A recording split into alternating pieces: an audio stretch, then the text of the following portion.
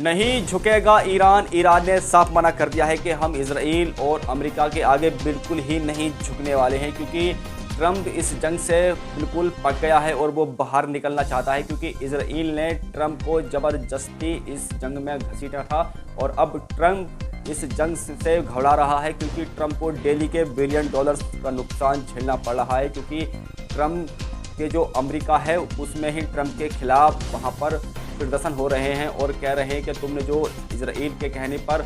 Iran से जंग लड़ी थी उसका कोई मतलब ही नहीं, वो बेमतलब जंग थी, बेबुनियादी जंग थी। और अब ट्रंप इस जंग से निकलने की कोशिश कर रहा है और निकलते निकलते कभी वो पाकिस्तान से अपना समझौता करवाता है, कभी वो तुर्की से अपना समझौता करवाता है। और इसी बीच ट्रंप ने ईरान के आगे कुछ ऐसी शर्त रखी है जो ईरान बिल्कुल ही मानने को तैयार नहीं है। ट्रंप ने कहा है कि जो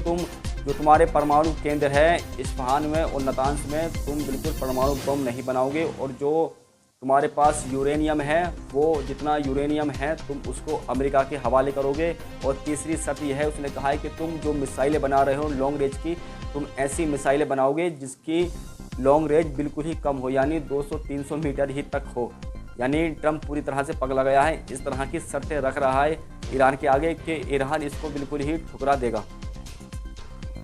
और जहाँ जहाँ ईरान हमले कर रहा है, यानी तेल अवीव या इजराइल के दूसरे शहर हैं, वहाँ पर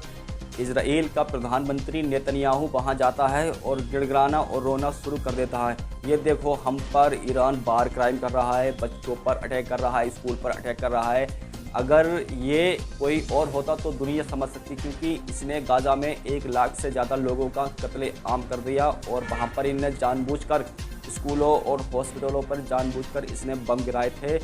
और ये अपनी भूल गया कि ये कितने बच्चों का कातिल है, और जब अपने पर आई है तो इसकी फटी पड़ी है और कह रहा है, ये देखो दुनिया को दिखा रहा है। कभी यूनिसेफ को लेटर लिखता है, कहता है कि देखो ईरान हमारे बच्चों के ऊपर बम गिरा रहा है, और कभी ये किसी और संस्था को लेटर लिखता है, कभी यूएन में रोता है, गिड़गिड़ाता है, कहता है देखो ईरान हम पर बार क्राइम कर रहा है। यानी ये अपनी भूल गया, इसने गाज़ा में वो नरसंहार करा है बच्चों के साथ, वो हैवानियत दिखाई है इस जालिम ने कि आप इस बात का अंदाज़ा नहीं लगा सकते। जहाँ पर हॉस्पिटल थे उसके ऊपर ये जानबूझकर बम गिराता था, जहाँ पर अस्पताल थे, वहाँ पर स्कूल थे, वहाँ पर जो रिहायशी इलाके थे जानबूझकर ये वहाँ पर बम गिराता था।